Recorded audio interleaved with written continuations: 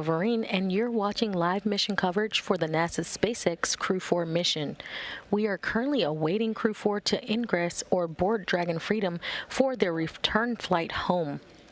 After waving off an attempt to undock due to bad weather 2 days in a row, October 13th and 14th, due to high winds in the splashdown zones, NASA and SpaceX managers met overnight for their latest weather briefing and decided to proceed today with an undocking of the Crew-4 crew from the International Space Station.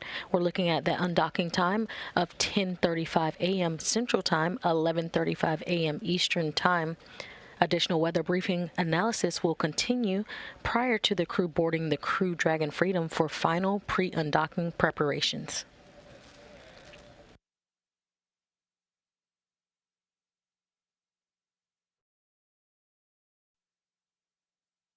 Here we have a view inside Node 2 again. This is Crew-4 saying goodbye to their crewmates.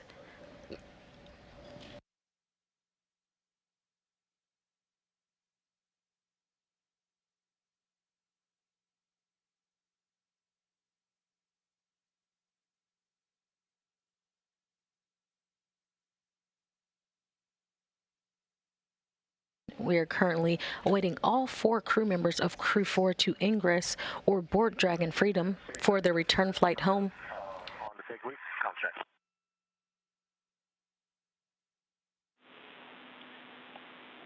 Dragon Houston, we hear you loud and clear on the big loop. How us? We have you loud and clear. And this is SpaceX. We've got you loud and clear on the big loop. How us? SpaceX, this is Freedom. We have you loud and clear. Great to hear you. As its name suggests, Crew-4 is the 4th contract astronaut mission that SpaceX has flown to the orbiting lab for NASA. It's one of 2 SpaceX flights currently at the International Space Station. Crew-5 arrived on October 6th, again staying about 6 months on the International Space Station for science and research.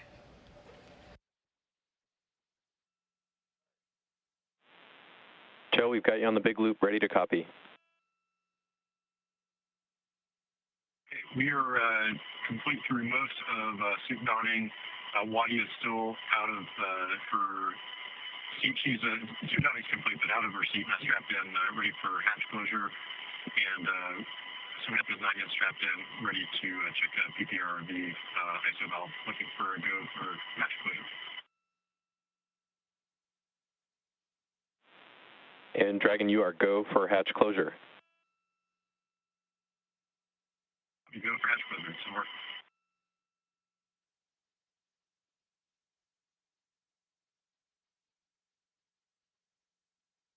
We have a great view inside of Dragon, and we can see the hatch.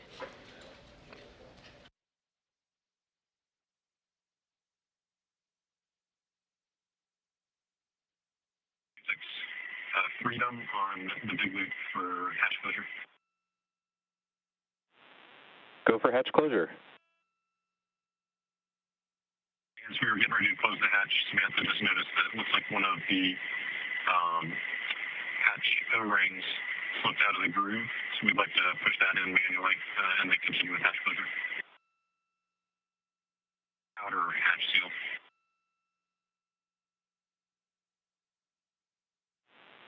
And Dragon, concur with the action there, push the seal back into the groove and continue with hatch closure.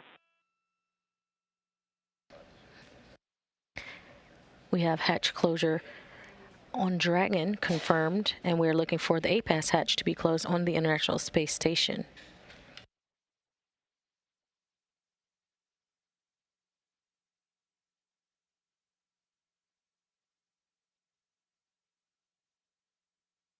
Once all hatches are closed, a ground command will be sent to open valves on Dragon to begin depressurizing the vestibule, essentially venting the air inside and bringing it down close to vacuum. They'll pause at about 5 psi for a few minutes to allow temperatures inside the vestibule to stabilize before finishing the depress. SpaceX on the big loop, you are go to jump into 4.011. Tear the suits, but standby 1 for pressurization. Houston Station on 2 for hatch seal inspection. The Node 2 Zenith hatch seal is complete and no anomalies. Houston copies.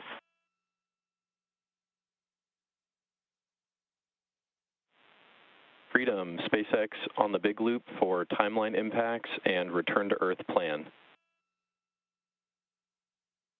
With you on the big loop. HL, we've got some time to talk here, so I want to walk through the plan for the next few hours and give you a chance to ask any questions you might have.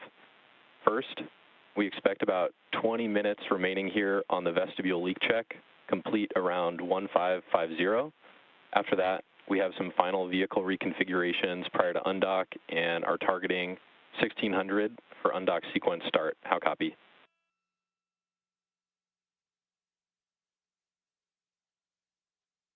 1600 for undock sequence start. Good copy. Some more words. After we undock, we are targeting Jacksonville as primary with Tallahassee as an alternate 24 hours later. And to get down to Jacksonville, we've got depart burns 1, 2, and 3, 1 prop waste burn, and then the deorbit burn. Expect all the events on your timeline through depart burn 3 to shift 30 minutes, but the prop waste burn and deorbit burn timing is accurate. How copy?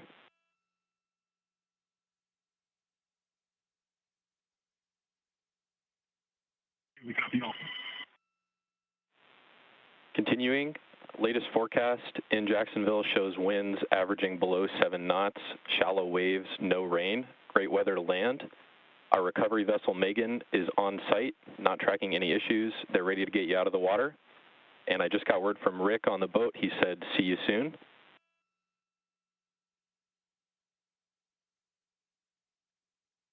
Copy, good looking weather. Megan is on station and has no issues, and we are looking forward to seeing this normal face. And a few more words on timeline. After we undock, it's a bit of an expedited timeline to splash down. You're out of suits for less than 2 hours. I'm going to leave it up to y'all to manage suit stowage as appropriate. We're going to plan a PMC after depart burn 2, and I'll leave it up to you to take it or waive it at that time. How copy so far? Copy, it's going to have shorter time out of suits. We'll manage the suit stowage and schedule PMC after depart burn 2. Good copy. Continuing, manual control of cabin temperature is not going to work through 4.080 as we start to cool the vehicle prior to deorbit. And as a final note, I'm going to have you step into 4.700 now to get a head start on cabin configuration for the deorbit sequence. I've got 2 notes on that procedure. The first is that pre-chill is not necessary in section 1. Essentially skip that section. Second note, floater cam inspection not necessary in section 4. So similarly to suits, we'll be looking to you to manage cargo and have the cabin configured for entry prior to suit leak checks at 18:55. How copy? Copy, we're skipping pre-chill and then step 4. We will not be getting the floater camera out, but we will be managing stowage and cargo prior to 18:55. Good copy on all. And now a question for you. Do you have any questions for the team down here in Hawthorne?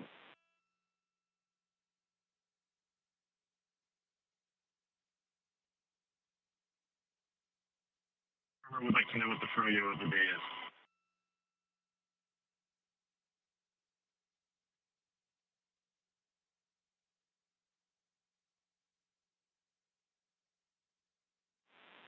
And Freedom, we've got vanilla and orange guava sorbet here. I don't expect you'll make it here this week, but we'll see you soon here in Hawthorne.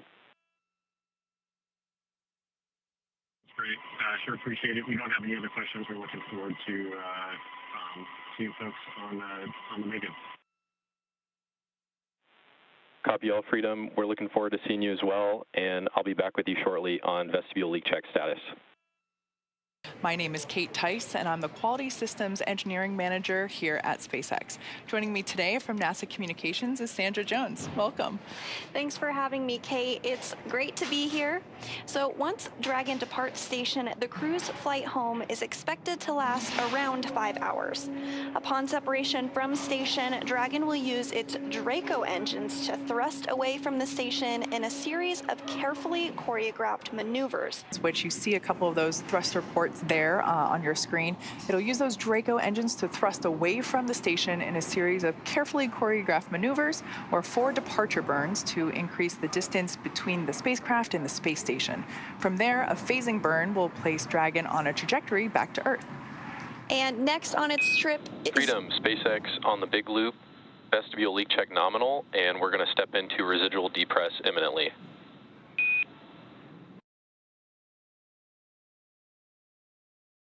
They've been on station for 170 days, actually, which is just shy of 6 months. They arrived on April 27th. So the crew has actually completed over 2,720 orbits of Earth during their time on station, and has traveled over 72 million miles cumulative, which is pretty crazy to think about.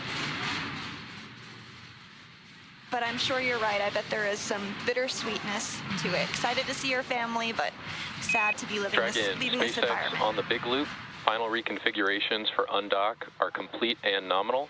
Houston and Hawthorne teams have pulled go for undock sequence start at 1600 and separation at 1605. Confirm visors down and crew are ready for undock and departure.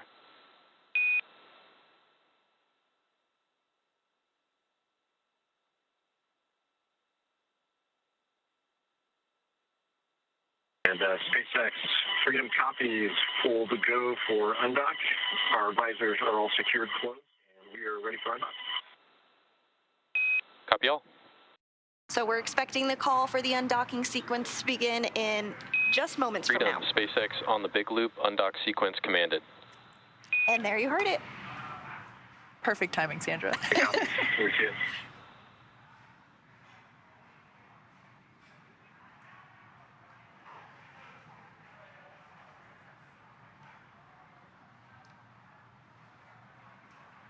So live view there of the Dragon capsule. As we were talking a little bit before, those are the solar panels that you see there on the trunk portion of Dragon. We will, of course, be separating. Freedom, SpaceX, umbilical demate, complete and nominal.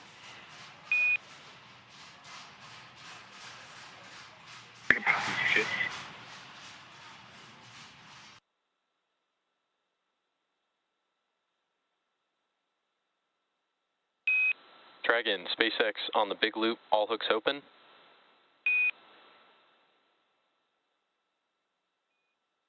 Copy. See the burns. And Dragon separation confirmed. Copy. Thank you. All 12 hooks now open. Hooks all open and release confirmed at 11:05 a.m. Central Time, while Dragon and the International Space Station flew 259 statute miles above the North Atlantic Ocean.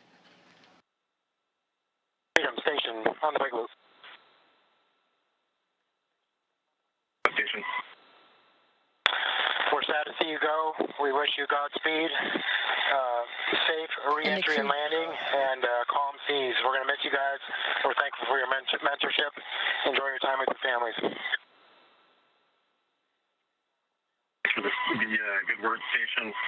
It was an absolute pleasure and privilege to serve on the space station these past 6 months, and a joy to get to work with you all for the past couple of weeks. We know that you're going to continue to do amazing things on station. We look forward to seeing you back home as well.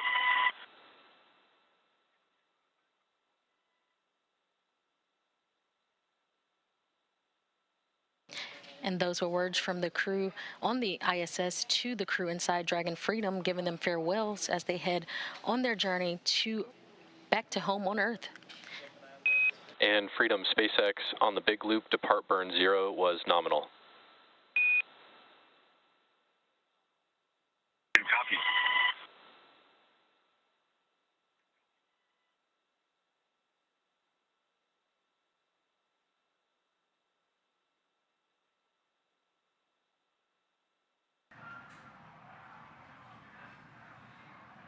and we are hearing that the burn is underway.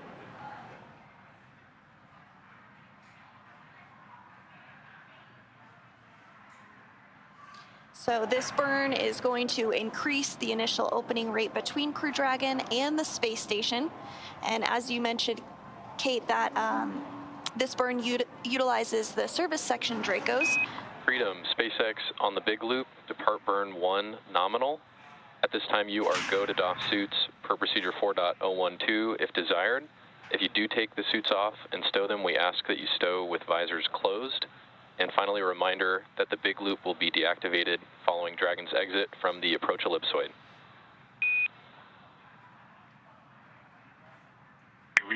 Freedom copies, we are good to doff suits. When we stow them, we'll stow them with visors closed. And we will come off the big loop as we exit the ellipsoid. Good copy. Dragon is already about 175 meters away from the space station, and so the next major milestone that we're looking for is when Dragon exits the keep-out sphere. That's that imaginary sphere or boundary 200 meters in radius around the space station, and it is one of several safety zones set up to govern visiting spacecraft either arriving or departing the space station. But before moving into the keep-out sphere, spacecraft have to be configured where they would not cross the imaginary boundary for at least 4 orbits, even if the spacecraft lost all maneuvering for some reason. So the vehicle is now about 207 meters away. And Freedom, SpaceX on the big loop to confirm cameras are external. Freedom copies, cameras are external. So that was SpaceX Core, which you see there. We'll saw moments. Freedom departs the keep-out ellipsoid. I want to just thank the Space Station program and all of our international partners for the incredible training and on-orbit support. It's been an incredible 6 months, and we're looking forward to getting home to our families. Thanks so much.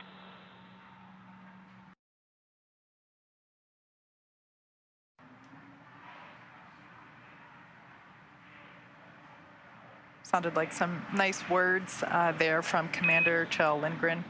Freedom, we appreciate those kind words. We will miss you, and we look forward to seeing you back home. And ISS, the Dragon has exited the keep-out sphere. And we are hearing confirmation that Crew-4 has SpaceX exited the on approach Dragon ellipsoid. That Dragon was the has next major exited the approach milestone that we were ellipsoid looking towards. and is on a 24-hour safe free drift trajectory.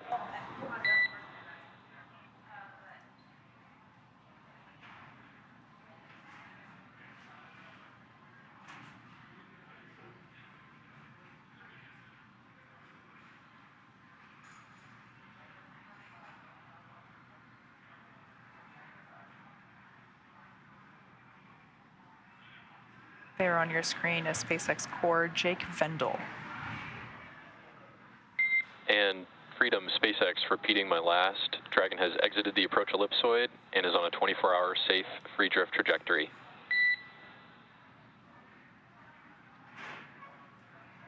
And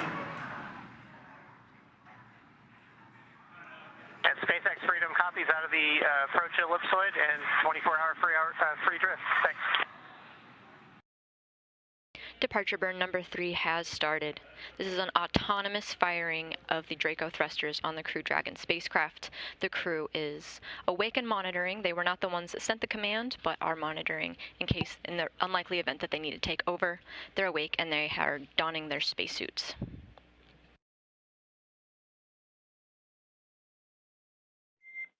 Freedom, SpaceX, depart burn 3 nominal, and I've got 2 more notes for you when ready to copy.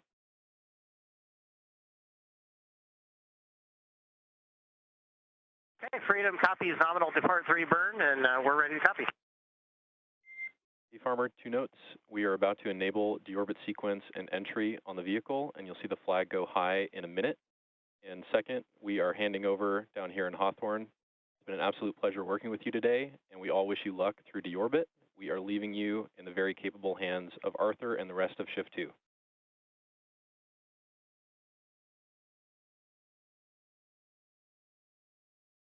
Hey, Freedom copies the deorbit sequence flag being enabled. It was been great working with you throughout the entire mission. We appreciate all the work you put into it. Greetings to Arthur and the next shift. We're really looking forward to the trip home, and I can't wait to be out there and see you guys in Hawthorne here in the near future. Good words, and we'll see you soon. Right. Freedom, SpaceX, deorbit sequence start.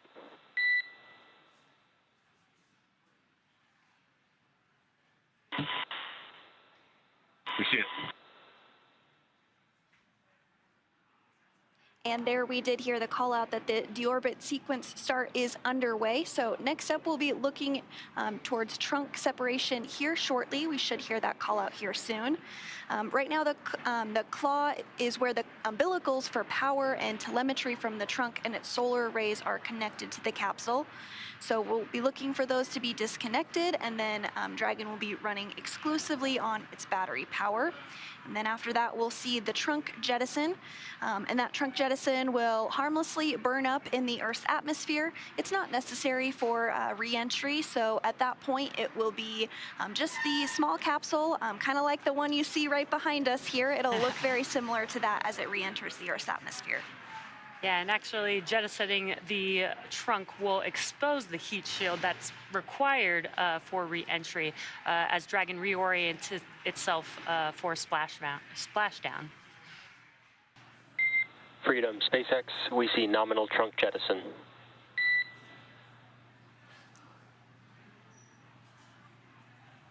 So great news there. The trunk has been jettisoned, and it looks like everything performed as expected during that trunk separation.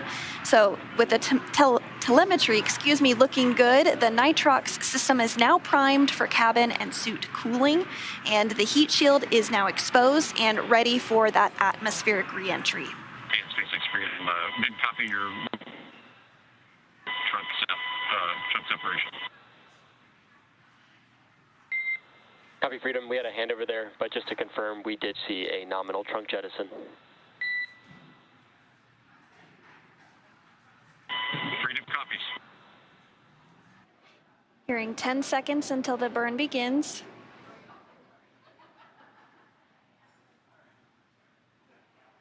And we do have confirmation that the deorbit burn has begun. This burn is expected to last about 17 minutes. Freedom, SpaceX, deorbit burn complete, performance nominal, nose cone closure is initiated. Freedom copies, nominal deorbit burn, glad to hear it, and nose cone closure initiated. So in the background, Dragon is currently inhibiting those forward bulkhead Draco thrusters that we just used to complete the deorbit burn, ensuring it's safe to latch the nose cone shut for re-entry. Also, the vehicle has initiated the nitrox suit purge. This will help keep Chell, Bob, Jessica, and Samantha cool and comfortable during re-entry. And you do see that nose cone beginning to close here on your screen. At this point, that nose cone is closing and protecting the forward hatch for re-entry. Chell, Bob, Jessica, and Samantha are using their screens, as we mentioned, to monitor the locking of the nose cone, which is done by a set of hooks. Freedom, SpaceX, nose cone secured for entry. Freedom copies, we see it. Freedom, SpaceX for entry briefing. And Freedom, stand by. Okay, Chell, I have no deltas from the previously briefed tablet timeline. Dragon systems are looking healthy and ready for entry, and we have no updates for splashdown. The recovery team is ready to support, and weather's looking good. How copy? We copy all, Arthur. We're looking forward to splashdown and seeing the recovery forces.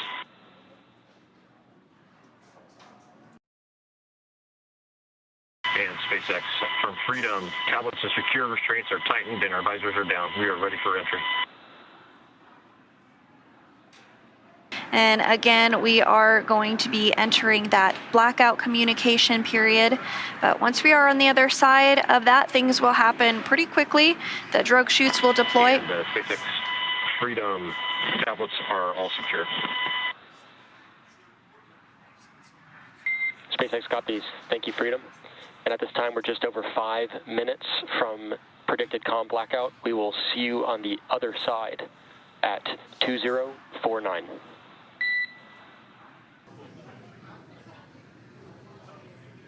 Continuing to get those views from the WB-57 of Crew Dragon as it continues to make its way closer and closer to splashdown. Freedom, SpaceX, comm check. And SpaceX, Freedom has you loud and clear, coming through 30 kilometers altitude. Copy and concur. Expect automated chute deployment.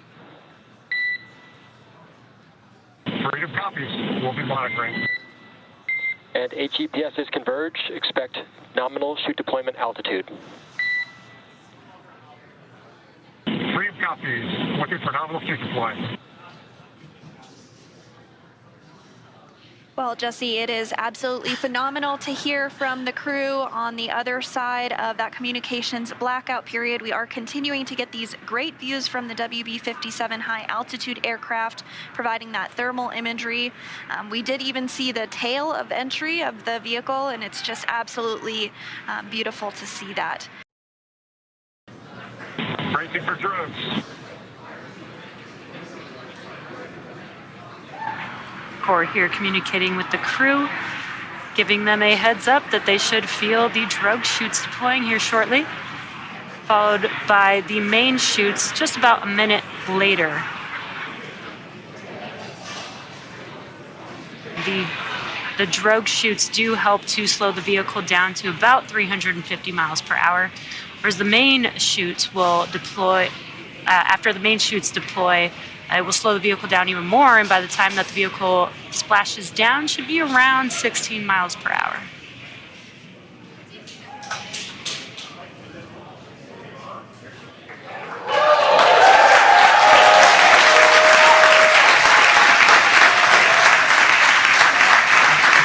And there's those drogue chutes, and you can hear the crowd here very excited to see them deploy.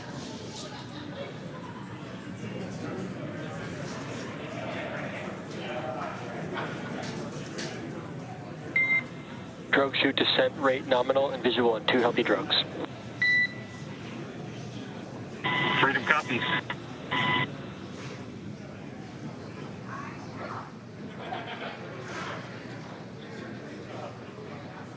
Very cool view of Dragon with the 2 drogue chutes. We are just anticipating the main chutes to deploy here shortly.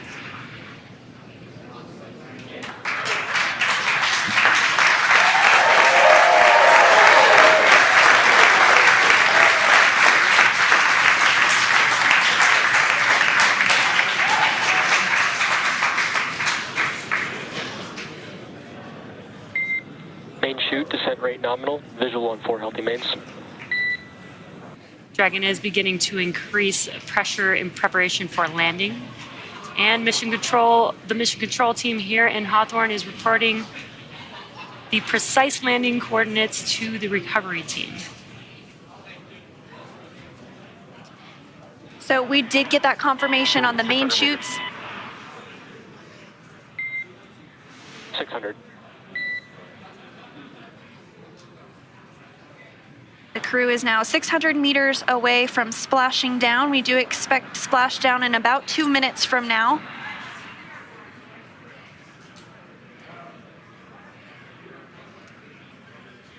Landing in water is simpler, therefore more reliable, and it provides more margin against unlikely parachute. 400 meters. Copy 4.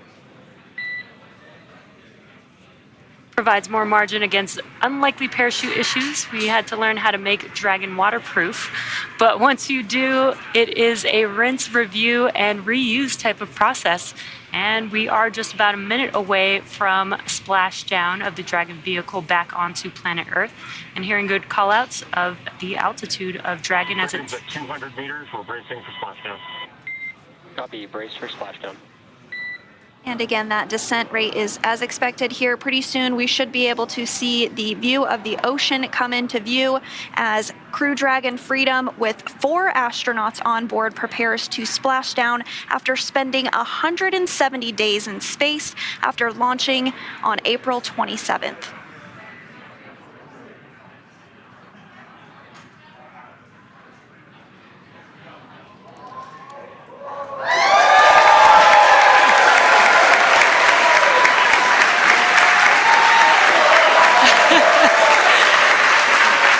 Incredible view as the crowd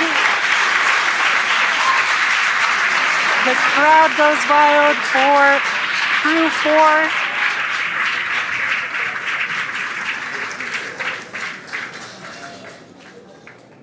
Welcome home.